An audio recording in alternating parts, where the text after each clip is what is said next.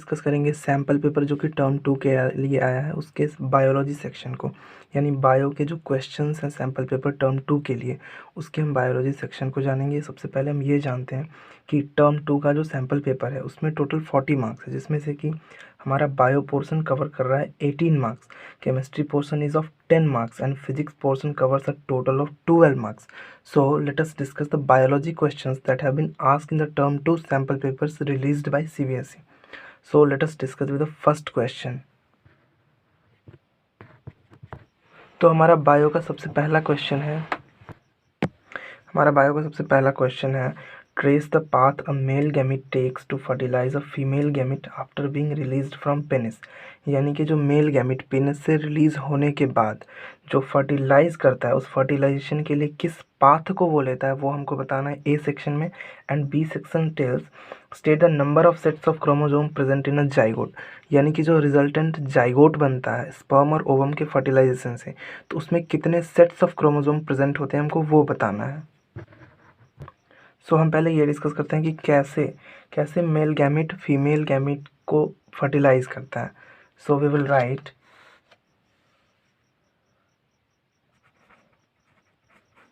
Male gamete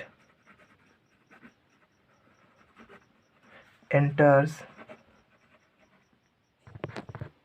सो हमारा answer है the male gamete enters the vaginal passage through sexual intercourse. यानी male gamete vaginal passage में sexual intercourse के through enter करता है। The sperm passes through vagina, यानी sperm cell जो होता है वो वेजाइना के थ्रू पास करता है यूटेरस से, फैलोपियन ट्यूब से, और फाइनली वो ओविडक्ट तक रीच कर जाता है जहाँ पे फर्टिलाइजेशन होता है और हमें जाइगोट मिलता है। अब हम सेकेंड क्वेश्चन को डिस्क्राइब करते हैं कि हमारे जाइगोट में कितना सेट ऑफ क्रोमोसोम्स प्रेजेंट होता है। सो हमें पता है कि जाइगोट दो सेल्स के फ्यूजन से बनता है, यानी स्पर्म सेल और ओवम सेल। तो हम कहेंगे कि zygote contains 2 set of chromosomes, यानी 2 sets, 1 set from sperm and other 1 set from ovum. Okay, अब हम अगला क्वेश्चन डिस्क्राइब करते हैं। सो हमारा अगला क्वेश्चन है Rajesh observed a patch of greenish black powdery mass on a stale piece of bread. यानी राजेश नाम का एक आदमी वो एक स्टेल पीस ऑफ ब्रेड पे कुछ ब्लैक टाइप का पाउडरी मास पाया। तो हमको बताना है name the organism responsible for this and it specific mode of asexual reproduction. यानी कि जो ऑर्गेनिज्म इस चीज़ के लिए रिस्पॉन्सिबल है, उस ब्लैक पाउडरी मास के क्रिएट होने के लिए जो ऑर्गेनिज्म रिस्पॉन्सिबल है हमको वो बताना है। And specific mode of asexual reproduction, और वो जो एसेक्सुअल मोड ऑफ रिप्रोडक्शन का स्पेसिफिक वे करता है रिप्रोड्यूस करने के लिए वो बताना है। And the second section of the question is name it's vegetative and reproductive parts. यानी कि हमको उस ऑर्गेनिज्म का वेजिटेटिव और रिप्रोडक्टिव पार्ट्स बताना है। सो हमारा आंसर हो जाएगा 4 का ए सेक्शन रिस्पॉन्सिबल ऑर्गेनिज्म, इसके लिए राइजोपस होगा जो हमने रिप्रोडक्शन चैप्टर में पढ़ रखा है, और ये एसेक्सुअल रिप्रोडक्शन करता है स्पोर फॉर्मेशन का। तो हम लिखेंगे the responsible organism, the responsible. So हमारा आंसर हो जाएगा the responsible organism is rhizopus, यानी रिस्पॉन्सिबल ऑर्गेनिज्म राइजोपस है, और and it reproduces asexually by means of spore formation, यानी स्पोर फॉर्मेशन के माध्यम से वो एसेक्सुअली रिप्रोड्यूस करता है। And answer for second bit is vegetative part, यानी राइजोपस का वेजिटेटिव पार्ट हाइफे होता है और इसका reproductive part blob like structure होता है जिसमें बहुत सारे स्पोर्स होते हैं, और वो स्पोर्स अपने सही कंडीशन पाने पे वो फिर से रिप्रोड्यूस करके नया ऑर्गेनिज्म बना लेते हैं। अब हम नेक्स्ट क्वेश्चन डिस्क्राइब कर लेते हैं। Mustard was growing in 2 fields A and B, यानी कि मस्टार्ड 2 फील्ड में ग्रो कर रहा था, ए और बी। वाइल फील्ड ए प्रोड्यूस ब्राउन कलर्ड सीड्स, यानी ए वाले फील्ड में ब्राउन कलर के सीड्स आए, लेकिन फील्ड बी में येलो कलर का सीड प्रोड्यूस हुआ। सो ये ऑब्जर्व किया गया कि फील्ड ए में offspring showed only the parental trait for the consecutive generations, यानी अगला जनरेशन जो आया वो अपने पेरेंटल ट्रेट को वो एक्सप्रेस कर पाए। Whereas in the field B, यानी कि फील्ड बी में मेजॉरिटी ऑफ ऑफस्प्रिंग जो थे वो प्रोजेनी में एक वेरिएशन शो किए।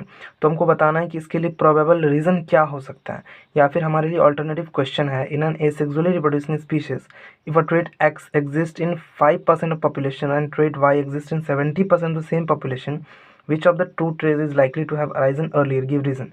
यानी कि एसेक्सुअल रिप्रोडक्शन वाले स्पीशीज में एक ट्रेट एक्स है जो कि 5% पॉपुलेशन में एक्सप्रेस होता है और एक ट्रेट वाई है जो 70% पॉपुलेशन में एक्सप्रेस होता है। तो हमको ये बताना है कि कौन सा ट्रेट पहले अराइज हुआ होगा और हमको उसके लिए रीज़न भी देना है। तो सबसे पहले आपको ये पता होना चाहिए कि एसेक्सुअल रिप्रोडक्शन में डीएनए का एग्जैक्ट कॉपी क्रिएट होता है, यानी आइडेंटिकल कॉपी मतलब क्रिएट होता है रिप्रोडक्शन के माध्यम से। तो उस टाइम वेरिएशन बहुत कम आता है। यानी कि अगर वाई वाला स्पीशीज़ लेते हैं हम, तो वाई वाला स्पीशीज़ पहले अराइज हुआ होगा as compare to that of X, यानी कि इसमें वेरिएशन तो होता नहीं है। और 70% सेम पॉपुलेशन है, इसका मतलब होता है कि वो पहले अराइज हुआ होगा। सो हम इसका आंसर लिखेंगे। तो सबसे पहले 5 नंबर क्वेश्चन का आंसर देखते हैं। फील्ड ए में सेल्फ पॉलिनेशन होने की वजह से ऑफस्प्रिंग पेरेंटल ट्रेट को ही एक्सप्रेस कर पाए, लेकिन फील्ड बी में क्रॉस पॉलिनेशन होने की वजह से जो ऑफस्प्रिंग आए, जो प्रोजेनी आए, वो अपने पेरेंटल ट्रेट को एक्सप्रेस नहीं कर पाए। सो ये हमारे 5 नंबर क्वेश्चन का आंसर कंप्लीट हुआ। Due to cross pollination of flowers in the second field the offspring showed a variation in the trait, यानी कि क्रॉस पॉलिनेशन होने की वजह से ऑफस्प्रिंग में एक वेरिएशन देखने को मिला। अब हम इसका ऑल्टरनेटिव क्वेश्चन कर लेते हैं। सो हमारे ऑल्टरनेटिव क्वेश्चन का आंसर है कि trait Y must have arisen earlier as in the method of asexual reproduction there is a negligible chance for the variation to occur, यानी ट्रेट वाई का चांस ज़्यादा होता है कि वो अर्लियर अराइज हुआ होगा, क्योंकि एसेक्सुअल मेथड में बहुत ही नेग्लिजिबल चांस होता है, यानी बहुत ही ना के बराबर चांस होता है वेरिएशन होने का। So asexual reproduction produce identical copies of DNA, यानी डीएनए का आइडेंटिकल कॉपी प्रोड्यूस होता है इस मीडियम में। और इसीलिए न्यू ट्रेट्स जो होते हैं ना, वो एग्जिस्टेंस में तभी आते हैं जब सडन चेंज हो, यानी ग्रेजुअली वो कभी नहीं होता है। सडन चेंज के कारण ही न्यू उसमें वेरिएशन आते हैं। इसलिए हम कह सकते हैं कि पॉपुलेशन जिसके पास ट्रेट वाई है वो likely to arise in earlier, यानी पहले अराइज हुआ होगा as compare to those of X trait, यानी एक्स ट्रेट वाले ऑर्गेनिज्म से पहले वाई ट्रेट वाले ऑर्गेनिज्म अराइज हुए होंगे, ऐसा हम इस डिस्क्रिप्शन से कह सकते हैं। So now let us describe our next question. So हमारा नेक्स्ट क्वेश्चन है कि DDT was spread in a lake to regulate breeding of mosquitoes, यानी एक लेक में DDT को स्प्रे किया गया एक पेस्टिसाइड को, जिससे कि मस्क्यूटोज के ब्रीडिंग को कंट्रोल किया जा सके। How would it affect the trophic levels in the following food chain associated with the lake, justify your answer, यानी कि ये इस फूड चेन, जो लेक में फूड चेन एग्जिस्ट कर रहा है, उसको कैसे अफेक्ट करेगा, ये हमको आंसर देके जस्टिफाई करना है।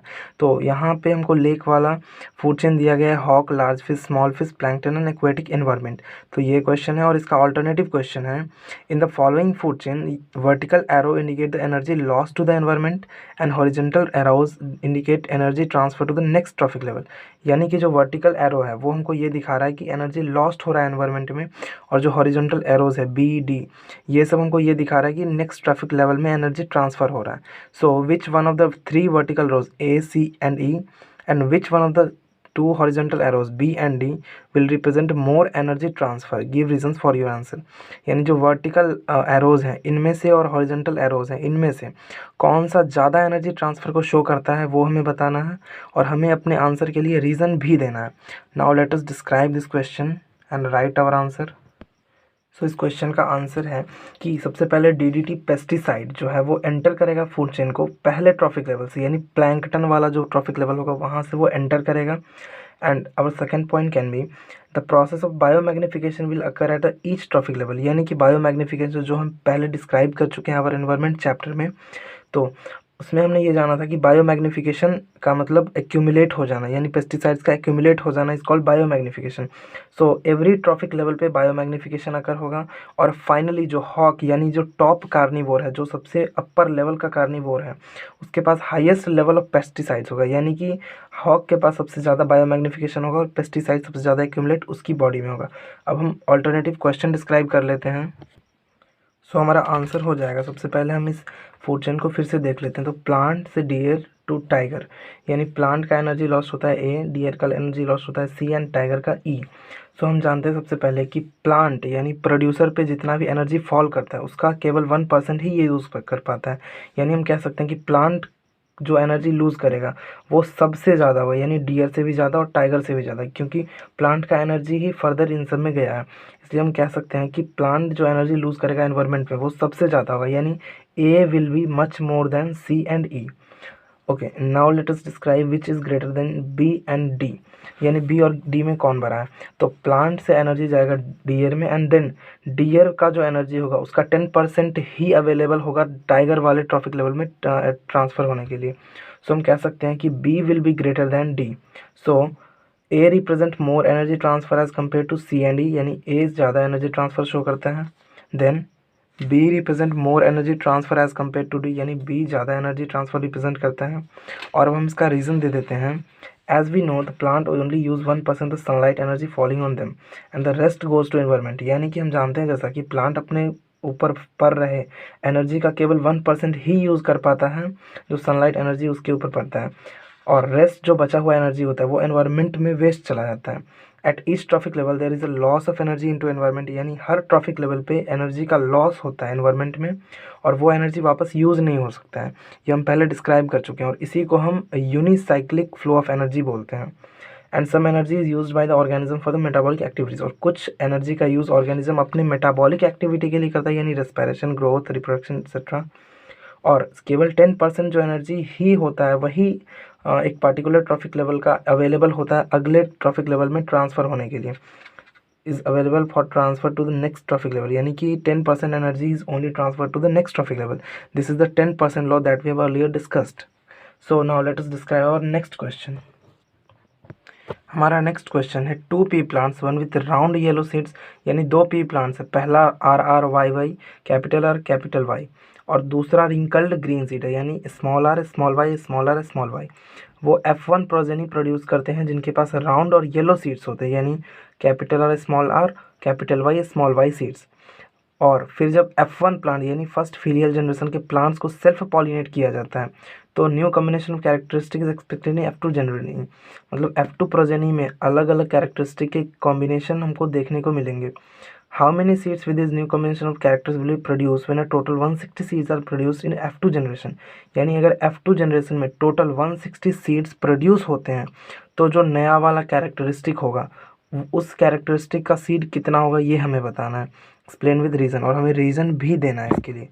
सो let us describe our this question. So इसका आंसर हो जाएगा ऑन क्रॉसिंग F1 जनरेशन, यानी F1 जनरेशन को सेल्फ क्रॉस करने पर, सेल्फ पॉलिनेट करने पर राउंड येलो रिंकल्ड येलो, यानी राउंड येलो रिंकल्ड येलो, फिर round green and wrinkled green seeds are produce, यानी round yellow wrinkled yellow round green wrinkled green seed हमें produce होते हैं। फिर न्यू कॉम्बिनेशन जो होगा वो रिंकल्ड येलो और राउंड ग्रीन का होगा, यानी 30-30 सीड्स दोनों ही अलग अलग कैरेक्टरिस्टिक में प्रोड्यूस होंगे। सो अब हम अगला क्वेश्चन डिस्क्राइब करते हैं, लेकिन इससे पहले हम इसका कारण जान लेते हैं। दिस हैपेंस, ऐसा इसलिए होता है because of independent inheritance of traits such as seed shape and colour, यानी सीड शेप और कलर जैसे जो ट्रेड्स हैं वो इंडिपेंडेंटली इनहेरिटेड हो सकते हैं एक जनरेशन से दूसरे जनरेशन में। इसी कारण से ऐसा होता है कि नए ट्रेड्स वाले ऑर्गेनिज्म एग्जिस्टेंस में आते हैं। अब हम अगला क्वेश्चन देखते हैं।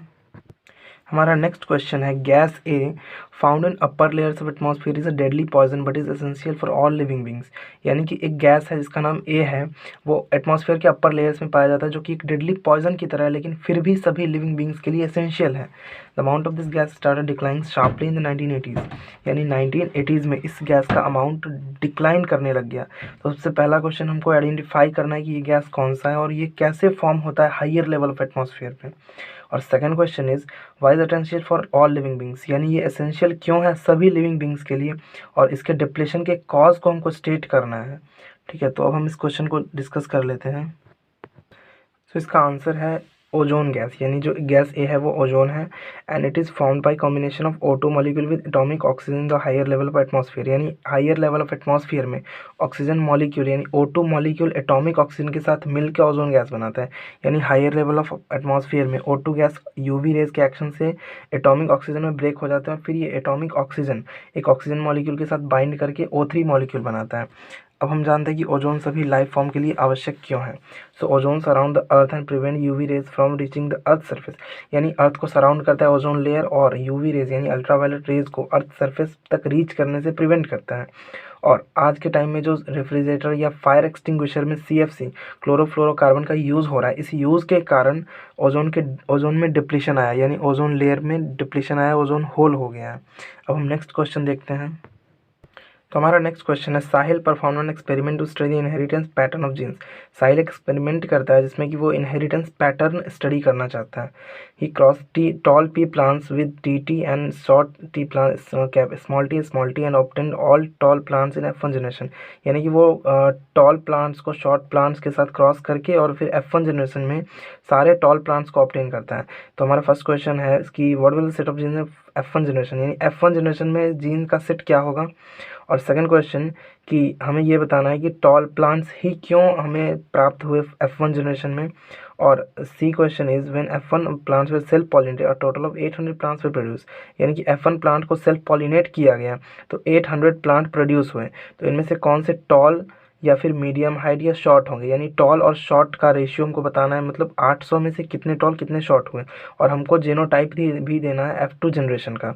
या फिर ऑल्टरनेटिव क्वेश्चन हमारे लिए ये हो सकता है कि F1 प्लांट को अगर हम क्रॉस करें तो जिनके पास टी मतलब स्मॉल टी जीन्स है, यानी F1 प्लांट जो F1 प्लांट हमको प्रोड्यूस हुए उसको हम स्मॉल टी जीन वाले प्लांट्स के साथ पॉलिनेट करें तो 800 प्लांट प्रोड्यूस हुआ। तो उसमें से फिर कितने टॉल और कितने शॉर्ट यानी शॉर्ट या मीडियम हाइट के प्लांट्स आएंगे, और हमको F2 जनरेशन का जीनोटाइप भी देना है।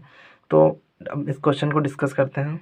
सो इस क्वेश्चन का आंसर है कि capital T small T will be such set of genes, यानी कि F1 जनरेशन में जो सेट ऑफ जीन्स होगा वो कैपिटल टी स्मॉल टी होगा। और दिस इज और सेकंड क्वेश्चन का आंसर है this is because the dominant trait T is able to express itself so only the T tall plants are observe the progeny. यानी कि first filial generation F1 generation में सिर्फ tall plants observe हुए। इसका कारण ये है कि डोमिनेंट ट्रेट जो कैपिटल टी नाम का जीन है वो अपने आप को एक्सप्रेस कर पाता है, इसीलिए सारे के सारे टॉल प्लांट्स हमको ऑब्जर्व हुए।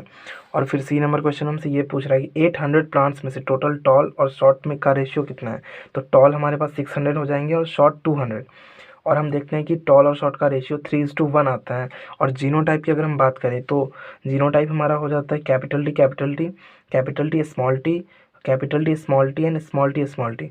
तो हम रेशियो निकाल सकते हैं 1 capital T is to 2 capital T small T is to 1 small T. So अब हम ऑल्टरनेटिव क्वेश्चन भी कर लेते हैं।